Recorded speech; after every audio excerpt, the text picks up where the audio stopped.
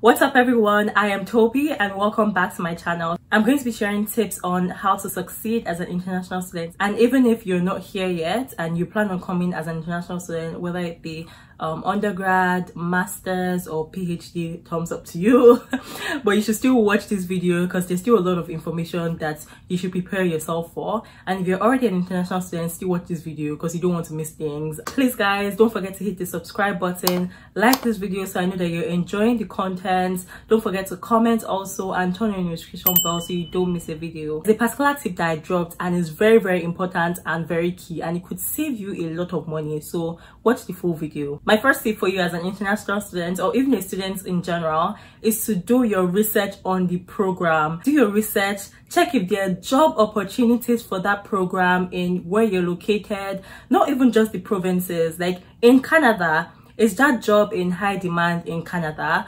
Or is that particular program you're doing going to be able to link you to like other job opportunities? Because sometimes it's like not the degree you do that you want to work as, and find out if it's a job that in the future, in 10 to 15 years time, that industry will not be scrapped out. If it isn't going to be scrapped out, then it's a good program. Another thing under this do your research is check online and just see descriptions for the job you want to get. Like let's say you want to be a mechanical engineer or you want to be in the government industry. Check the job title and check the description. A lot of jobs in Canada, they actually require a particular type of security clearance. I don't remember what it's called now. To have the security clearance, you must be a permanent resident in Canada or a citizen in Canada. So if you're an international student, that just limits your job market. My second tip for you is to make friends. Like even if you're a shy person, make friends with number one, international students from your country.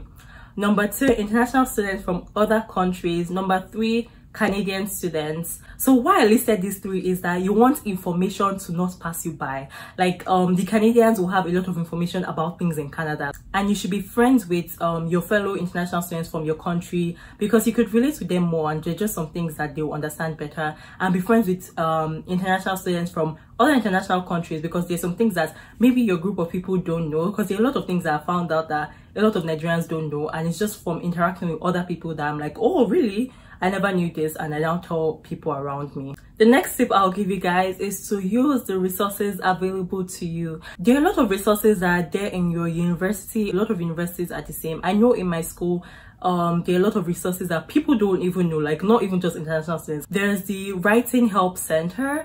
It's in my school library, so whatever school you're in, just Google it and write something about writing and you will find their help center for writing. And as a Nigerian or as an international student, because our writing style is different and things like that, help from that aspect would be very good. And for me, it's like, okay, I was an engineering student, so I was like, oh, I won't need to write like that, but you still do a lot of electives in your first year, so that would be really helpful for you, as they would like guide you and you'll learn a lot from there and learn how to write from there and get good grades on your essays.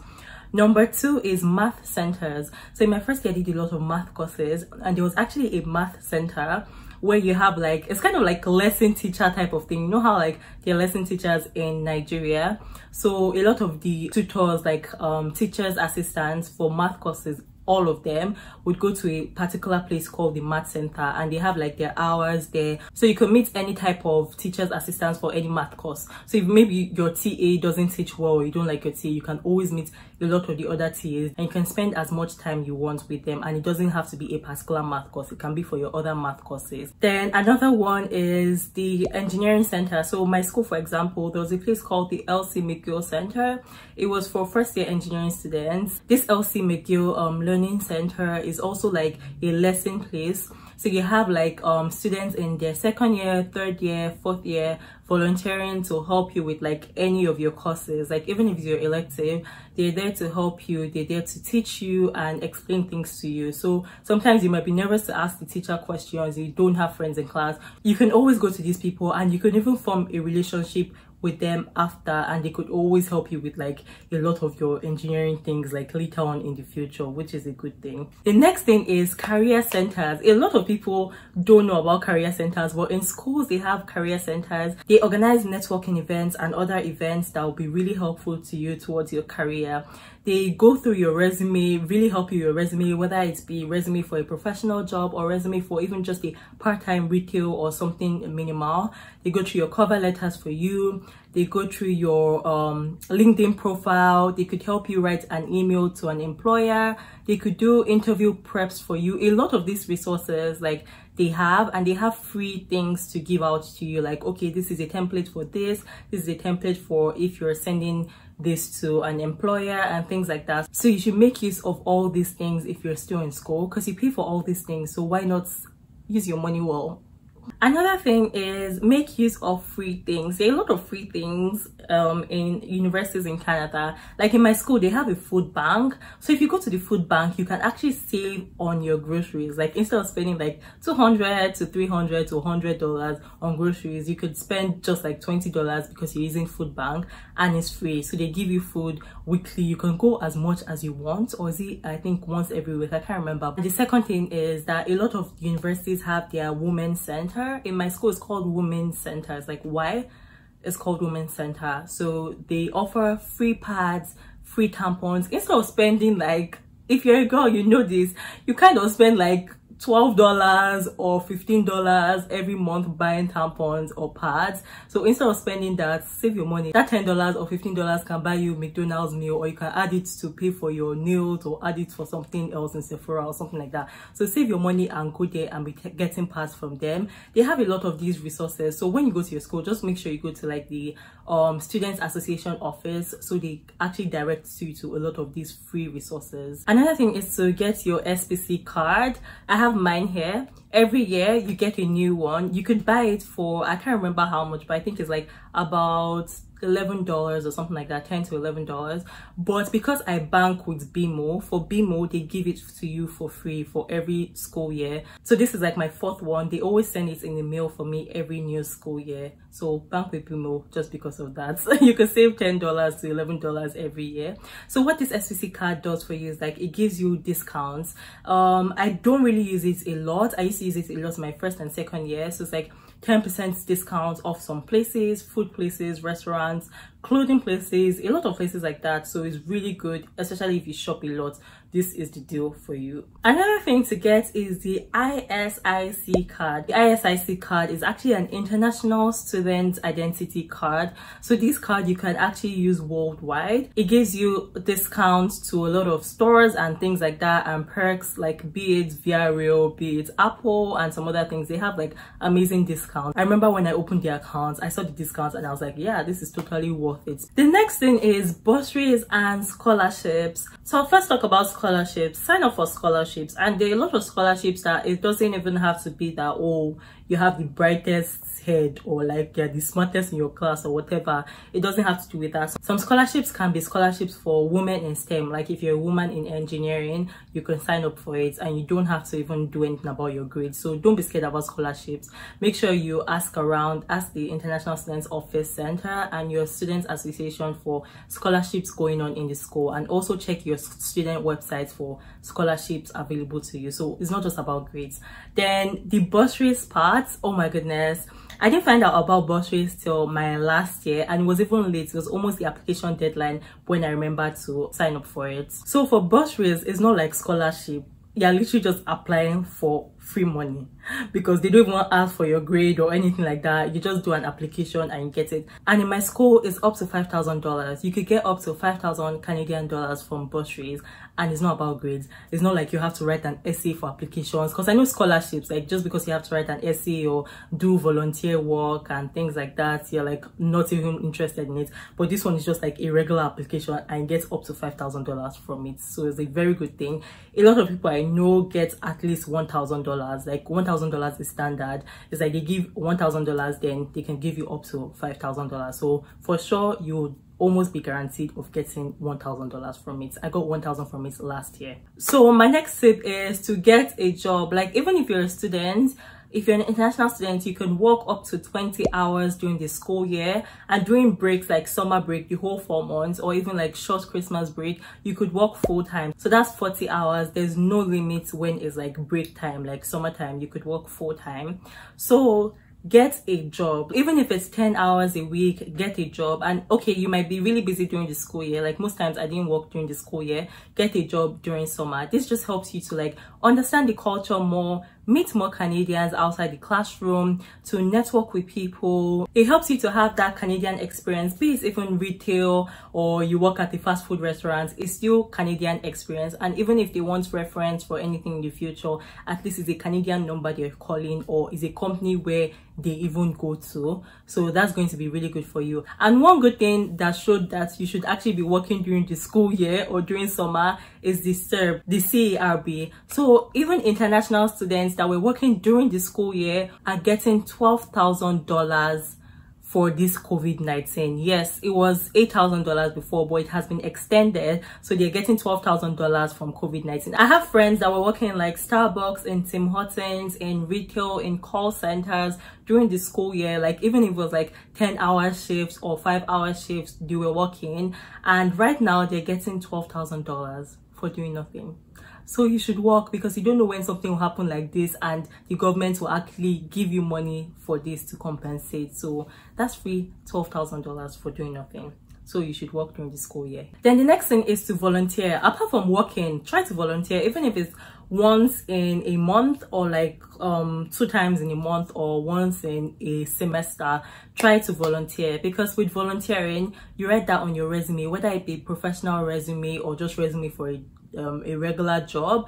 You still write your volunteer experience there. Volunteer experience is highly considered here. It's kind of like even having a regular job experience. So this will be good for you, especially if you don't have Canadian work experience. Even with volunteering, there's some scholarships that to qualify for it, you have to have volunteered in places. So it's even scholarships based on volunteer activities. So always volunteer. You get to mingle with people, network. You get to go outside your regular friendship zone and meet a lot of Canadians and things like that. So it's good to mingle and volunteer. Another thing is to find a mentor. In my school, and I'm sure every university does it, for new students when they come, whether you be like international or domestic students, they have this mentorship program where you could have someone that's like in their 3rd year or 4th year mentor you. And apart from that, find a mentor in your industry, because this is not your country, it's not things you're used to. So you have somebody that is already in the industry, understands your career, knows where you should be going to and where you should not be going to. Do you get what I mean? Like, oh,